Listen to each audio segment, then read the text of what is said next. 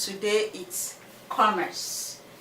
But before then, let me welcome you to our school. Welcome to Class Online School, where we give you educational stuff. We deliver the best and we help you to learn and relearn.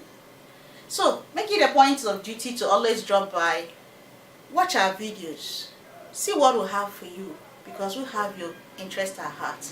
You are our community. We love you. We love our students and we appreciate you.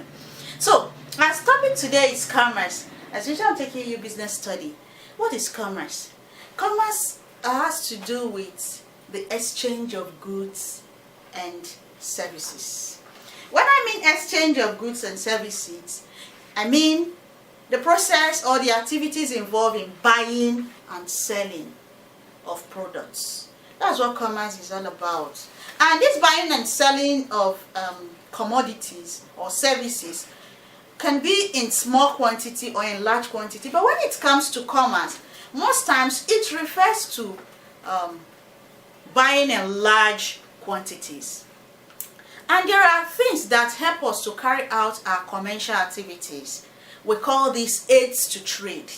And so in the blackboard, in that whiteboard, we are going to put a diagram of commerce and aids that help commerce. And equally, we are going to put a diagram that has to do with trade and aids to trade. So let's see how these things are put in the board and see how these help commerce or how these help commercial activities to be carried out. Let me use this. We have commerce and we have this. We have this. I'm going to drop by this and we'll come here. We have this and sort of this. So I take this warehousing.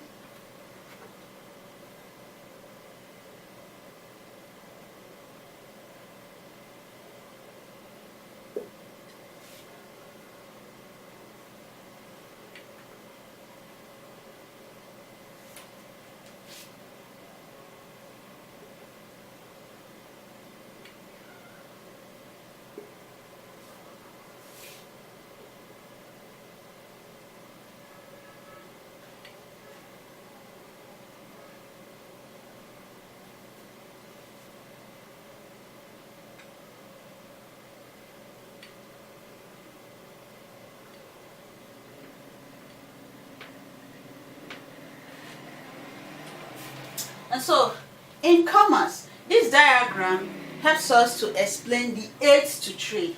What we mean aids to trade, that is those things that help us to carry out our normal commercial activities. We have warehousing. Let me put this clearer. This is A. We have warehousing. We have trade. There's something missing. Then we have transportation.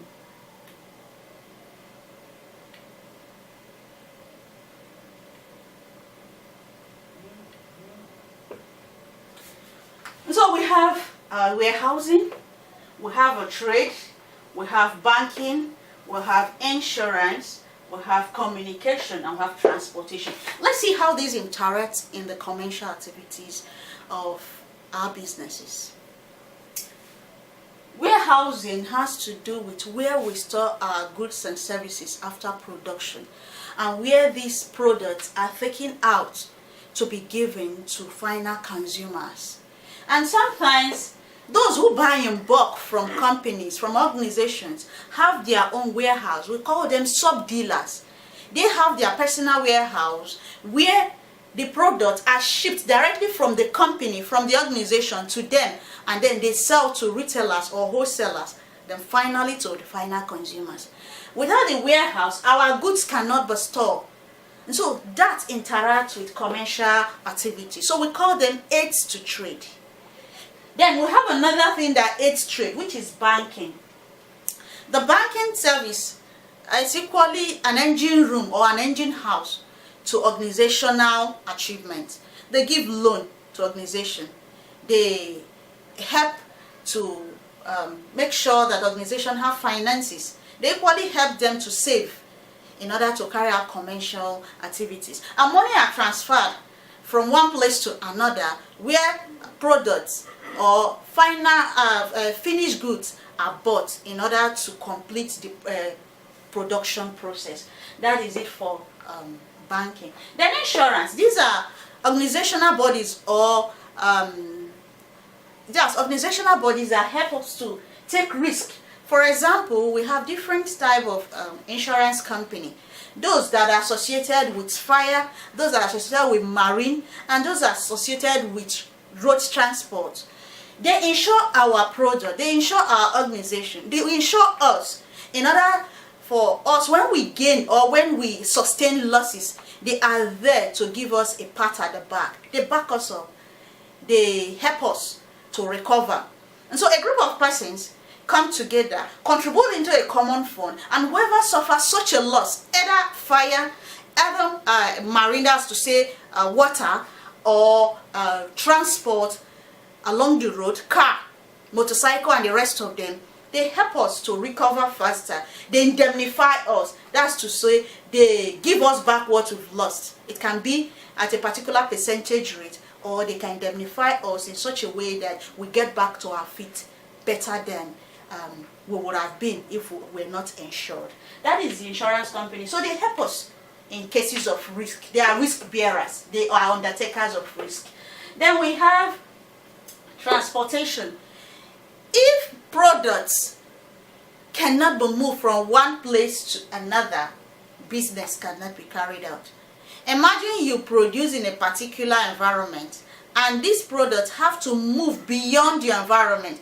It means it has to pass through a process to get to other final consumers, and that alone can only be achieved through transport services. So transportation is another means that help us to get our products, our services to other places. Even if we are giving services to, we don't have to be stagnant in a place. We have to move to other places where our services are required, and that equally required transport services. Then communication. This is where our modern technology have played a good role. We have our handsets of different brands, and communication can be in form of letter writing, it can be in form of sending mails, it can be in form of telephone, as in calling somebody via your mobile phone or your landline. You can get across to other person that you want to carry out business dealings with. So communication is essential in business, and you get information from others, and this will help to facilitate trade. So trade is the next point. Trade is the next point. Without the wholesaler, without the retailer, nothing happens. The goods cannot get to the final consumer. So for commercial activities to complete, there must be trade. And trade has to do with taking our products to the retailer, to the wholesaler, and then finally to the final consumer. So this is how the aids of trade helps commerce in bringing it all together. Haven't seen the aids to trade, which are 1, 2, 3, 4, 5, 6. We'll see how they interact together now. Now we want to pick one particular one that actually concerns us more, which is trade. So I'm going to put up another diagram. I'm going to rub this up. I'm going to put up a diagram that will show us how trade interacts within the commercial activities. Or better yet, let me take trade here. Let me pick trade here and make it bolder.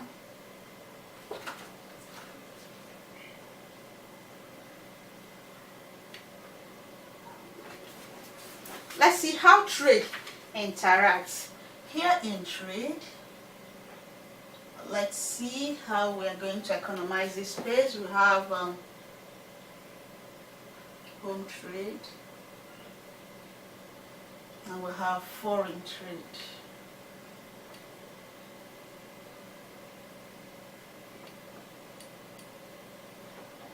Here we have the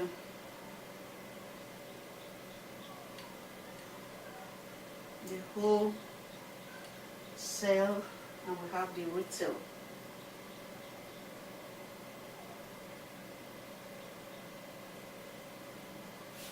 Then here we have import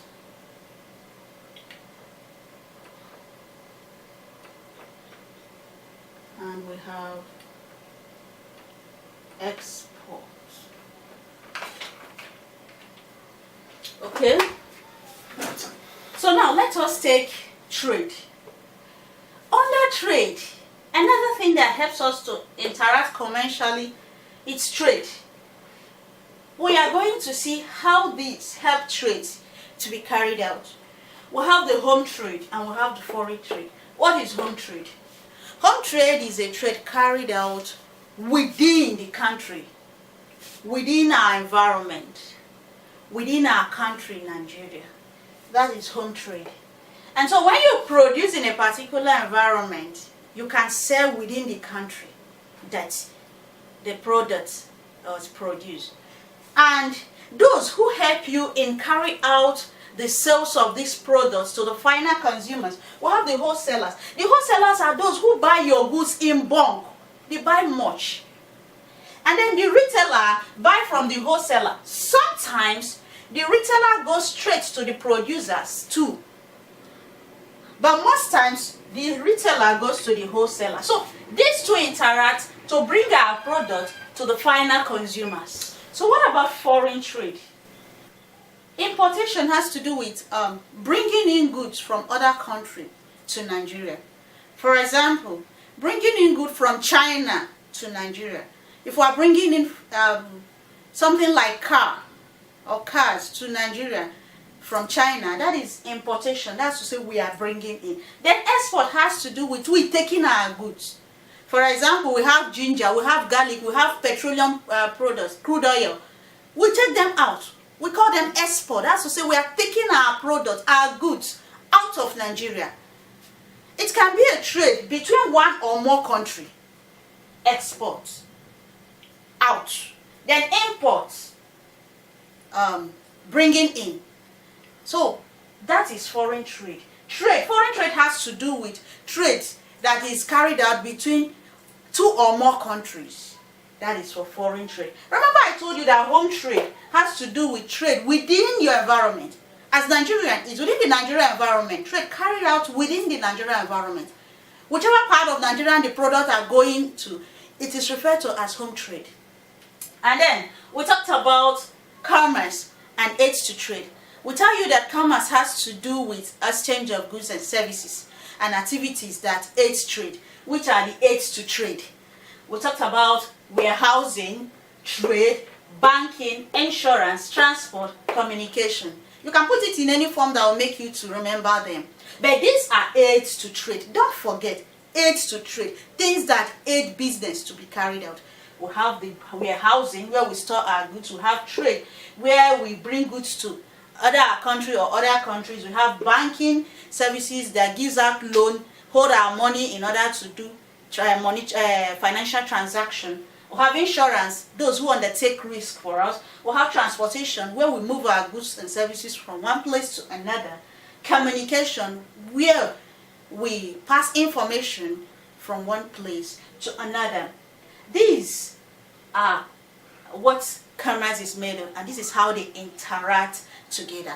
Having known this, why do we study commerce? What is the importance of commerce? Number one reason is that every human satisfies his or her wants. And so commerce helps us to satisfy our immediate needs. Without food, can you live? And without other essential services that is very important to humans, we cannot live. And so that is where commerce comes into our well-being. Without it, we can't function effectively as a human. So we need it. That's one importance why we need commerce. Then secondly, it helps us to increase our standard of living.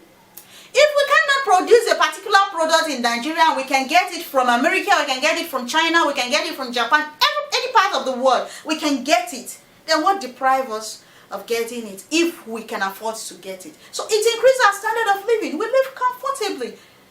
We enjoy the luxury even if we cannot produce it. So that is another reason why we need commerce.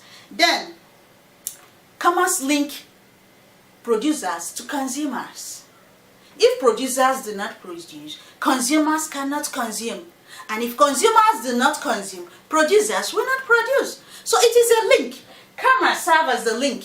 Because here is where the production process takes place. Here is where financial services take place. Here is where the product gets to us as final consumers, or we produce as manufacturers. So that's another importance of commerce. Then another thing is that it provides job opportunity. In each of these 10 aids to trade, people are employed. In the banking sector, people are employed. In the insurance world, people are employed. In the communication sector, people are employed. Transport services, people are employed. Warehousing, people are employed. And in trade, they do trade. And they become good at what they do. And they live in such a way that it reflects on what they do. So all of them interact and give us an employment opportunity. So these areas in commerce gives job opportunity to each one of us. You can fall within any of these. Whichever job you do, it falls within these itineraries to trade, these aids to trade. You find yourself fixed in a particular place.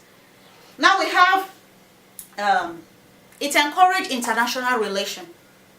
If as a Nigerian, you carry out trade with a Chinese man, that's interpersonal relationship that have happened between the two of you. Foster international kind of relation, that cordial relationship, because trade is being done between the two countries. There are other things that come to you or come to them as benefit because you trade with them. So that foster international relationship. That's another importance. Then it helps in industrial growth. If home trade is carried out and people are producing internally, it fosters industrial growth. Even foreign, you can foster industrial growth under foreign trade, because the more you buy in bulk to export, the organization keep growing. So it fosters growth too, and it helps to increase our standard of living, employ more workers, and standardize our means of living. So these are the reasons why we study commerce. And to end up the class, we have direct and indirect services. Direct services have to do with services that are rendered directly to the individual or to the final consumers. And indirect services are services that are rendered, though they are not directly involved in the production process, but they aid in carrying out the production process. Like, for example, insurance is an indirect service because they serve as risk bearers, though they are not in the production process, but they are standing by to help us. Then direct services are services we give to you, like a teacher, and I'm giving you a direct service because I'm teaching you to better yourself, to be a better individual, and to be your best version. So that's direct services. So by and large, you see how commerce interacts together. That will be all for our class for today. I am happy to be with you, and I wish to see you in our next class.